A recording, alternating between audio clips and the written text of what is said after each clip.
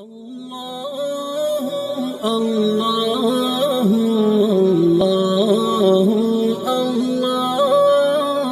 अल्लाह अल्लाह अल्लाह अल्लाह वसल्लम तस्लीमन कसीरन कसीरा। अम्मा बाद फ़अऊज़ु बिल्लाहि मिनश शैतानिर रजीम। बिस्मिल्लाहिर्रहमानिर्रहीम। वज़्कुर इस्म रब्बिक वतबत्तल इलैहि तब्तीला। सदक़ल्लाहुल अज़ीम। एक होता है अदब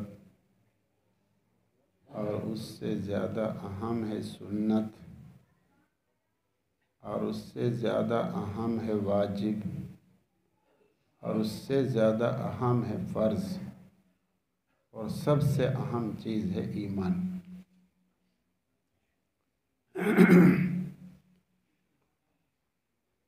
बहुत मुख्तसर सी बात है, आप लोग जानते ही हैं। लंबी बात मुझसे आती नहीं और ना लंबी बात याद होती है, इसलिए बहुत बेदारी के साथ सुनते रहें। अल्लाह मुझे भी आपको भी अमल की तौफीक अता फरमाए।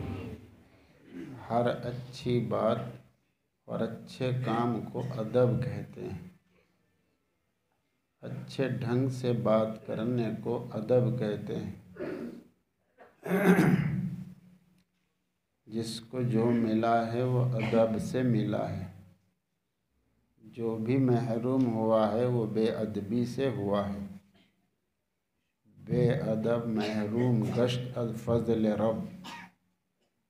बेअदब महरूम होता है फ़ज़्ल इलाही से। जिसका भी जो काम बना है या बनता है या बनेगा वो सिर्फ़ अल्लाह के फ़ज़्ल से बनता है और बेअदब अल्लाह के फ़ज़्ल से महरूम होता है। तो कोई चाहता है भाई महरूम होना? कोई चाहता है भाई? कोई चाहता है हमारे बीवी बच्चे महरूम रहें? कोई चाहता है भाई? तो घर जाके कुछ बताएंगे, घर जाके अपने बीवी बच्चों कुछ बताएंगे अदब की बात, जो कुछ यहाँ होगी इंशाअल्लाह तो बेदारी के साथ सुनेंगे। अदब नाम है अच्छे काम का और अदब नाम है अच्छी बात का।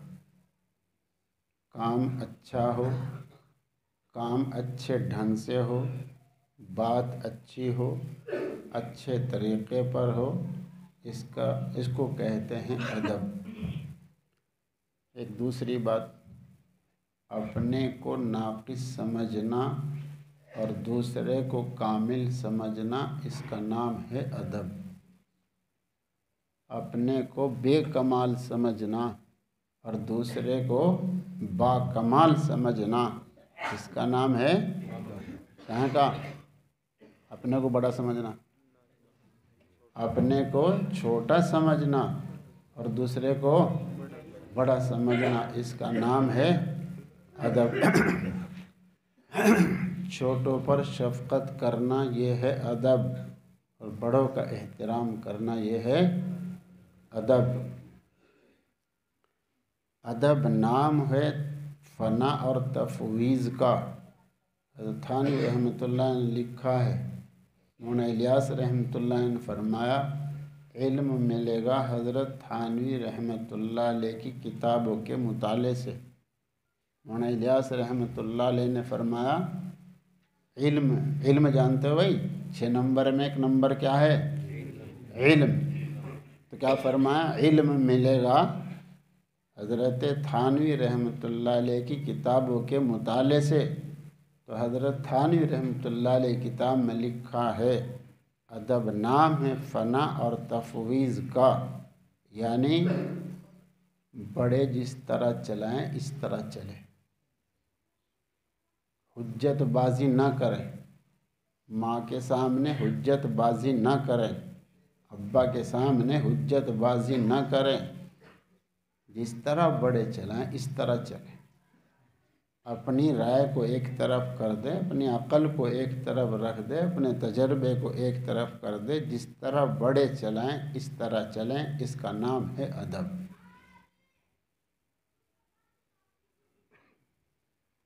हज़रत थानी रहमतुल्लाह लिखा है, जिसके दिल में अदब होता है वो तो हुक्म के सामने सर झुका देता है। क्या फरमा? जिसके दिल में अदब होता है वो हुक्म के सामने सर झुका देता है, हुज्जतबाजी नहीं करता। आज तुम किसी को कहो भाई तूने बेअदबी कर दी, क्या हो गया, कदबी तो था,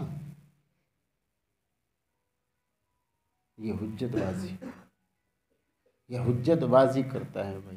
तो जिसके दिल में अदब होता है वो तो हुक्म के सामने सर झुका देता है, वो हुज्जतबाजी नहीं करता है। और ये लिखा है कि सहाबा किराम रिज़वानुल्लाहि तआला अलैहिम अजमईन की यही शान थी। एक जगह लिखा है थानी रहमतुल्लाह अलैह ने मैं बेअदबी को गुनाहों से ज़्यादा ख़तरनाक नुकसानदेह समझता हूँ। सुनने भाई क्या फरमाया? मैं बेअदबी को गुनाहों से ज़्यादा मुज़िर, गुनाहों से ज़्यादा नुकसानदेह समझता हूँ। और गुनाह तो आप जानते ही, एक दिन बताया था, याद होगा जी। हज़रत थानी रहमतुल्लाह अलैह किताब में लिखा है, एक अदब का एक गुनाह का असर 7 पुश्तों तक पड़ता है, 7 पीढ़ियों तक एक गुनाह का असर। सोचो भाई दोस्तों, सोचो, एक गुनाह का असर 7 पुश्तों तक, 7 पीढ़ियों तक पड़ता है।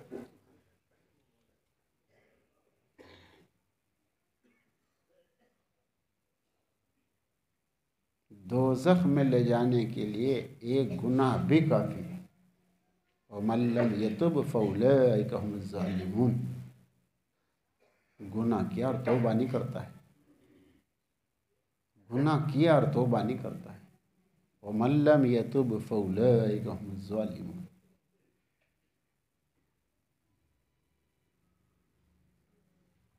एक गुनाह भी दोज़ख में ले जाने के लिए काफ़ी है। ये गुनाहों का हाल। और क्या फरमा रहे? मैं बेअदबी को गुनाहों से ज़्यादा ख़तरनाक और नुकसानदेह समझता। सुनाओगे अपने बच्चों को जाके? भाई बच्चों को कौन बताएगा? फरिश्ते बताएंगे भाई। जब तुम नहीं बताओगे घर जाके, वो अपना नेट चलाते रहेंगे। तुम अपना यहाँ सुनार पल्ला झाड़ के चले गए, भाई घर जाके बताओ। भाई दोस्तों, ये प्लाट से ज़्यादा कीमती चीज़ है, ये बैंक बैलेंस से ज़्यादा बढ़िया चीज़ है। हर आदमी चाहता है, मैं भी चाहता हूँ मेरे बच्चों के पास प्लेट भी हो, प्लाट भी हो, बैंक बैलेंस भी हो, सब चाहते हैं भाई।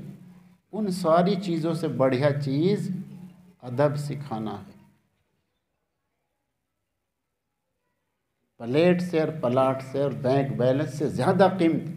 मैं यूँ नहीं कह रहा तुम अपने बच्चों को कंगाल बना के जाइयो, कुछ समझ में आ रहा है या सो रहे? भाई मैं ये नहीं कह रहा हूँ कि तुम कुछ ना दे के जाइयो।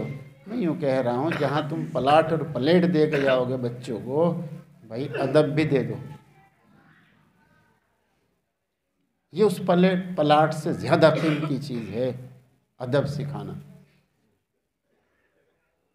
माँ की आवाज़ से ऊंची आवाज़ करना बच्चों का अदब है कि बेअदबी? अब्बा की आवाज़ से ऊंची आवाज़ करना ये अदब है या बेअदबी? नमाज में नीयत बांध के दाढ़ी खुजाते रहना अदब है या बेअदबी? नाक खुजाना, कान खुजाना, सारी खुजली नीयत बांधने के बाद या वे बताओ अदब है या बेअदबी? एक हाथ नहीं रोक सकता है, दिल को क्या रोकेगा भाई? क्यों भाई? एक हाथ नहीं रोक सकता है, हाथों को बांधना। अरे क्या कहा भाई? भैंस बांधी हो खुल के चल दी, फिक्र होगी नहीं होगी? भाई हाथ तो बांधा यहाँ और चल रहा वो यहाँ, बोलते ही नहीं क्यों भाई? अरे भैंस बांधी खुल के चल पड़ी, खुद ही सोच लो भाई, खुद ही सोच लो, क्या क्या हाथ बांधो नमाज में, क्या करो तो क्या हाथ बंध रहा है? कभी कान खुजा रहा, कभी नाक खुजा रहा, कभी कान, तो हाथ बंध रहा है या खुला फिर रहा? अरे तो फजाइल में तुमने सुना है जो हाथ पर नहीं काबू कर सकता, और दिल पर क्या काबू करेगा भाई? सारी खुजली हाथ बंधने के बाद जावे, तो बंधा कहाँ हो तो खुला फिर रहा।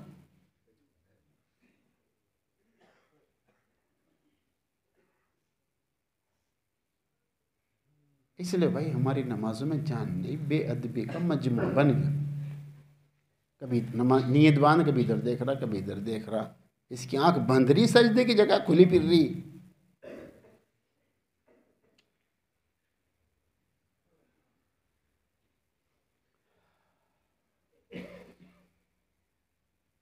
और अगली बात सुनो, इससे भी ज़्यादा दिल दहलाने वाली लिखी है हज़रत थानवी रहमतुल्लाह अलैह ने फरमाया, बेअदबी वो करता है जो अपने आप को बड़ा समझता है। अल्लाहु अकबर कबीर। सुन रहे भाई? अरे भाई सुन रहे? क्या कहा? बेअदबी वो करता है जो अपने आप को बड़ा समझता है।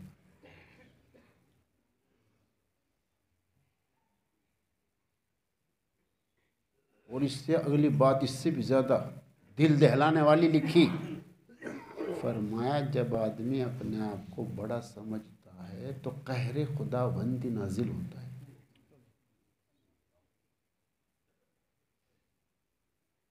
सोचो भाई, सोचो भाई दोस्तों।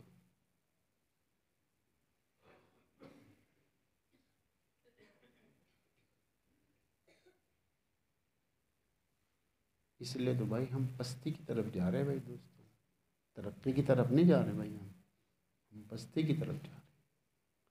किसी भी एतबार से, अमल के एतबार से, इल्म के एतबार से, माल के एतबार से, ताकत के एतबार से, किसी भी एतबार से अपने आप को समझना बरतर और दूसरे को समझना कमतर, बस यही तबाही की चीज़ है, ये तबाही की चीज़।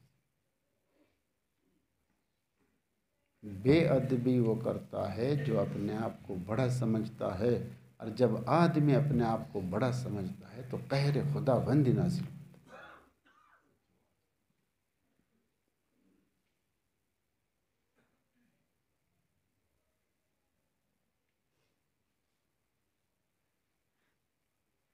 अदब नाम है नफ़ा रसानी का, अदब नाम है, माँ का पैर दबा रहा है, ये अदब वाला है। अब्बा के पैर दबा रहा है, ये अदब वाला है।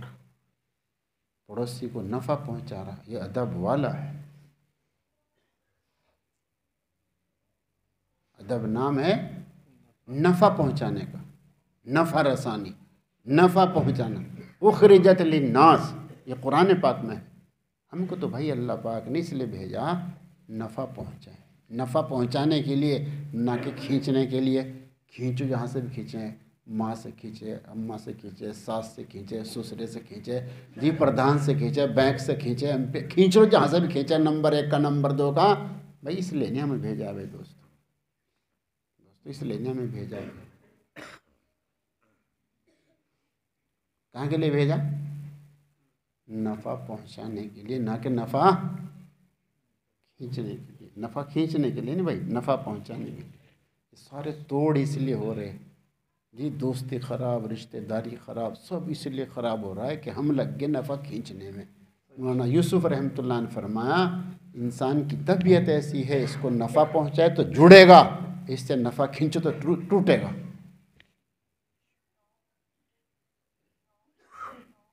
इंसान को नफ़ा पहुँचाए तो जोड़ होगा, और इंसान से नफ़ा खींचो तो तोड़ होगा।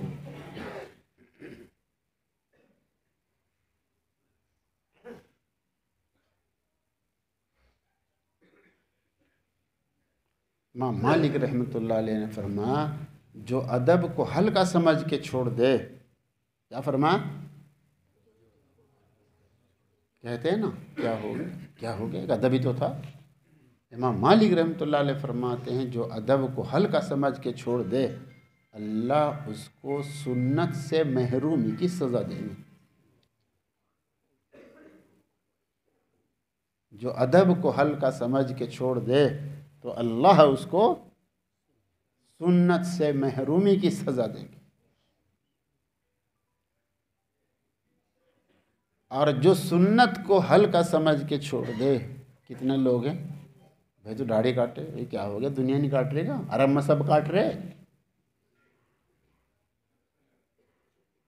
जो सुन्नत को हल्का समझ के छोड़ दे जी अल्लाह उसको वाजिब से महरूमी की सज़ा देगी, उसका वाजिब छूटेगा।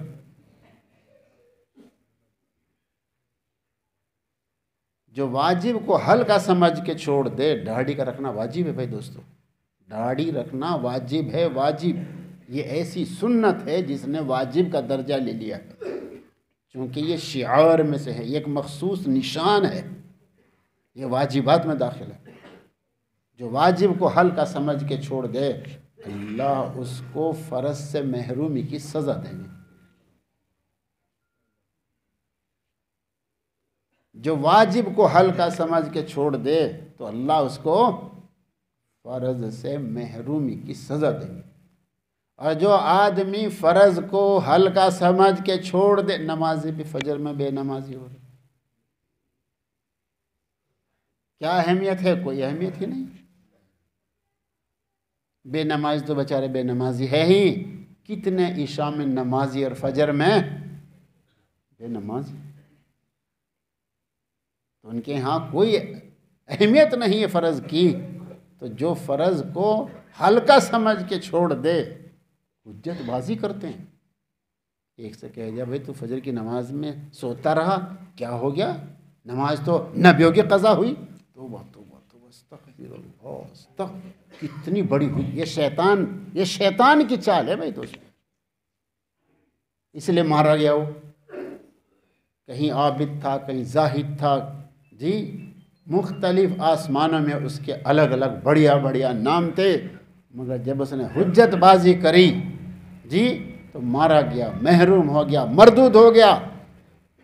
चूक जो है वो आदम अलैहिस्सलाम से भी हुई, मगर हुज्जतबाजी, अजी मुझसे गलती हो गई, अजी मैंने अपना रब्बना ज़लमना अनफुसना, अजी मुझसे नुकसान हो गया, अगर आपने मुझे माफ़ ना किया मैं तो तबाह हो जाऊंगा। उसने माफ़ी मांग ली, कोई हुज्जतबाजी नहीं करी, माफ़ी हो गई, बुलंद मर्तबा हो गया आदम अलैहिस्सलाम। आज का मुसलमान हुज्जतबाजी कर, कितनी ख़तरनाक बात है। तो जो फ़र्ज़ को हल्का समझ के छोड़ता है अल्लाह उसको ईमान से महरूमी की सज़ा दे। एक आदमी ने बतलाया मेरे इल्म में है 1.5 लाख लड़कियां गैर मुस्लिमों में जा चुकी, हो गया ना ईमान से महरूम। ये सब वही हैं, ये सब वही हैं भाई दोस्तों, जो फ़राइज़ को हल्का समझ के छोड़ रहे थे। कितने लड़के और कितनी लड़कियां वो ईमान से महरूम हो चुकी, कितनी ख़तरनाक। हमें तो इसलिए भेजा था ताकि ये गैर मुस्लिम भी जहन्नम का ईंधन ना बने, ये भी जन्नत में जाने वाले बन जाए। अगर वो ना होता तो कम अज़ कम ये मुसलमान ही मुसलमान बन जाते। मगर अफसोस ये कि हमारे पेट से पैदा होने वाले बच्चे और बच्चियाँ वही मुसलमान, हम उनको भी मुसलमान ना बना सके। कितने अफसोस की बात है, मुसलमान के घर में पैदा होकर गैर मुस्लिम के घर में जा रहा, गैर मुस्लिम बनकर, कितनी ख़तरनाक, कितने अफसोस की बात है। और हम बेफिक्र, तो ये सब क्यों हुआ है भाई? हमने अदब को हल्के समझ के छोड़ा है, हमने सुन्नतों को हल्का समझ के छोड़ा है, हमने वाजिबात को हल्का समझ के छोड़ा है, हमने फ़राइज़ को हल्का समझ के छोड़ा है। अल्लाह ने हमें ईमान से महरूम कर दिया।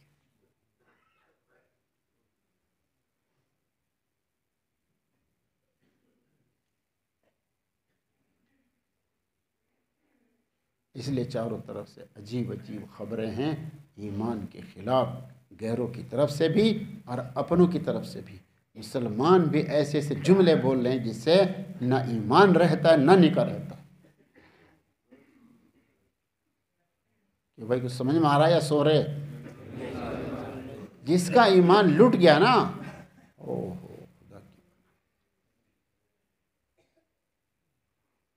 अगर आखिरत में ज़मीन भर सोना भी पेश करेगा तो भी नजात नहीं मिलेगी। सब जानते हैं जो जा रहा है खाली हाथ जा रहा है, लेकिन बिल फर्ज जो दुनिया से बगैर ईमान के गया है, अगर अल्लाह के दरबार में ज़मीन भर सोना भी पेश करे तो भी नजात नहीं मिलेगी, तो भी बख्शिश नहीं होगी, तो भी मगफिरत नहीं होगी। यह तयशुदा बात है। तब पता चलेगा कि ईमान कितना कीमती है और क्या लाया और क्या खोया, क्या पाया क्या खोया, तब पता चलेगा दोस्तों। आज बड़ी नाकदरी हो रही ईमान की, ईमान के खिलाफ बातें और ईमान के खिलाफ काम। मुसलमान वो दिवाली पे साथ लगे हैं। कितने मुसलमान, उन्होंने पटाखे बजाए दिवाली में। मिशकात शरीफ की शरह में लिखा है जो गैर मुस्लिमों का त्यौहार में शिरकत करता है वो मुसलमान नहीं है। कितनों ने वो जो मोमबत्तियां जलाई हैं, ये मेरे पास आके खबर बतलाई, मैं वैसे नहीं कह रहा हूं। मुस्तकिल एक त्योहार है पतंग उड़ाने का, कितने मुसलमान उड़ाते हैं उस त्यौहार में पतंग। ये हाल है दोस्तों।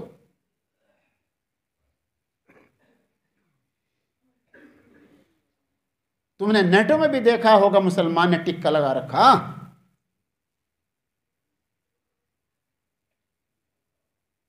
ये हाल है भाई दोस्तों। ये सब इसलिए हो रहा। तो अपने बच्चों को अदब सिखलाना, ईमान बचाना। क्यों भाई बोलते ही नहीं? अरे भाई बेअदबी का तो नतीजा मिला है।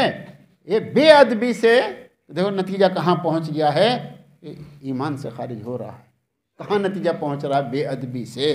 तो अपने बच्चों को अदब सिखलाना, उनका ईमान बचाना।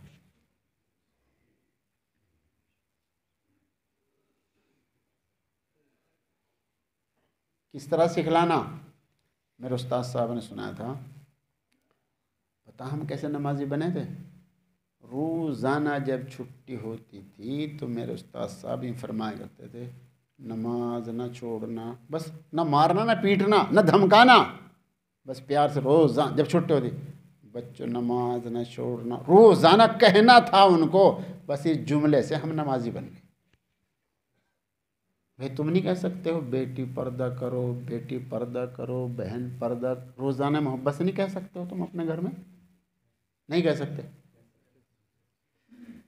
बेटे को रोज़ाना मोहब्बत, बेटा नमाज पढ़ो, बस इतना प्यार के साथ रोज़ाना कह दो, बेटा नमाज ना छोड़ना, बेटा नमाज ना छोड़, बस इतना कहना मोहब्बत से।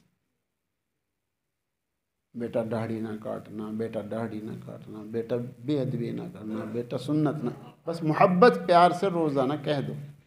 मनवाना तो हमारे बस में है नहीं, मनवाना तो अल्लाह के बस में, हिदायत तो अल्लाह के कब्ज़े में है, मगर इतना तो कर सकते हैं भाई।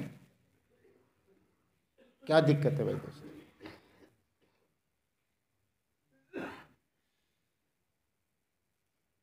तो याद रहेगी मुख्तसर सी बात भाई, घर जाके इसको दोहराओ, यहाँ ना छोड़ के जाओ। घर जाके अपने बीवी बच्चों में बैठकर इसको दोहरा दो। घर में बरकत आएगी, खेत में बरकत आएगी, दुकान में बरकत आएगी, बदन में बरकत आएगी, हर चीज़ में बरकत आएगी। नमाज में जी लगेगा। जब हाथ को बांध के रखेंगे जी लगेगा नहीं लगेगा? जितना नफ्स मरेगा इतनी नमाज जिंदा होगी। ये नफ्स है जो हाथ खुला फिर रहा, ये ख्वाहिशात पर अमल कर रहा है जो हाथ खुला फिर रहा है इसका, जो इसकी आँख खुली फिर रही, इधर उधर बंद नहीं रही नमाज में, ये ख्वाहिशात को जिंदा कर रहा है। ख्वाहिशात को मारो, नमाज जिंदा करो।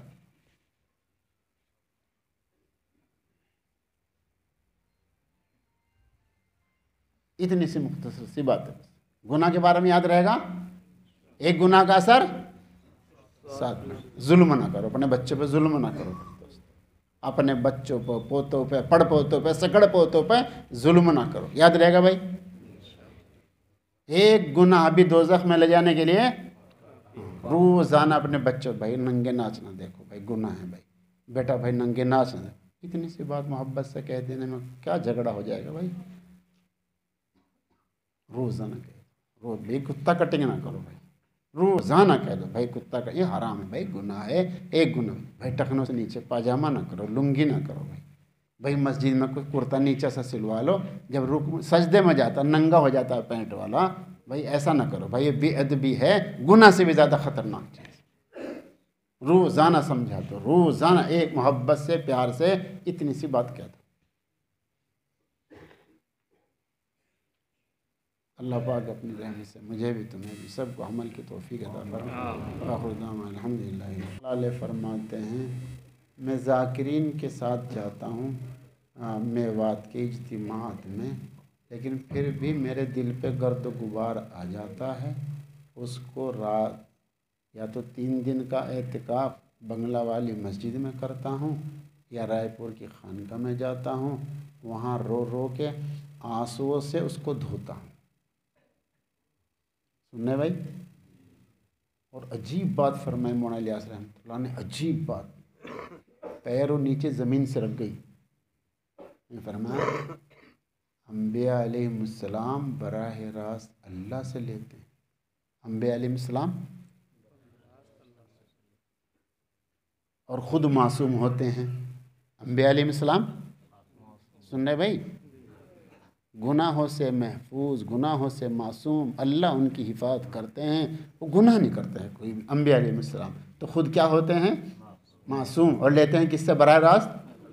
और भाई मैंने तो अपने उस्तादों से लिया है, ना तो मैं मासूम हूँ ना मेरे उस्ताद मासूम थे। ये कुछ समझ में आया? अंबिया अलैहिस्सलाम खुद क्या थे, मासूम थे, और लेते थे कहाँ से। और अगली बात सुनो, जब वो अवाम में काम करते थे तो उनके भी मनव्वर दिल पर कद्दूरात का असर आता था, वो भी उसको धोने के लिए रात की तन्हाइयों में उठकर बिलक बिलक के रोते थे। अब इससे अंदाज़ा लगाओ कि मुझे और आपको कितने रोने की ज़रूरत है।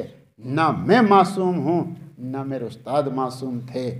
जब हम अवाम में काम करते हैं तो हमारे दिलों का क्या हाल हो रहा होगा, और दिलों को कहाँ से धोया जावे, वो तो भाई रात की तन्हाई के रोने के आंसू से धोया जाता।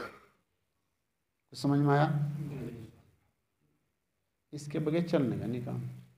माँ को भी रोना पड़ेगा, अब्बा को भी रोना पड़ेगा, अमीर साहब को भी, पीर साहब को भी, उस्ताद को भी, हर जिम्मेदार को रोना पड़ेगा। बस इसे अंदाज़ा लगाओ तुम। अंबिया अलैहिस्सलाम खुद मासूम, ये मौलाना इलियास रहमतुल्लाह ने अजीब बात निकाली है।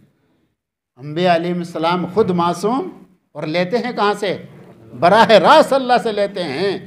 अवाम में काम करने से अंबिया अलैहिस्सलाम भी जब अवाम में काम करते थे उनके भी मनव्वर दिलों पर कद्दूरातों का असर आता था। उसको धोने के लिए रात को उठ के बिलक बिलक के रोते थे, उन आंसुओं से अपने दिलों को धोते थे। अल्लाह अकबर। तो हमारे दिलों का क्या हाल हो रहा होगा। ना हम मासूम हैं ना वो मासूम थे जिससे हमने लिया है, और काम करते हैं अवाम में, तो हमारे दिलों का क्या हाल हो रहा होगा। कुछ समझ में आया? इसलिए अल्लाह के सामने ये रोशनी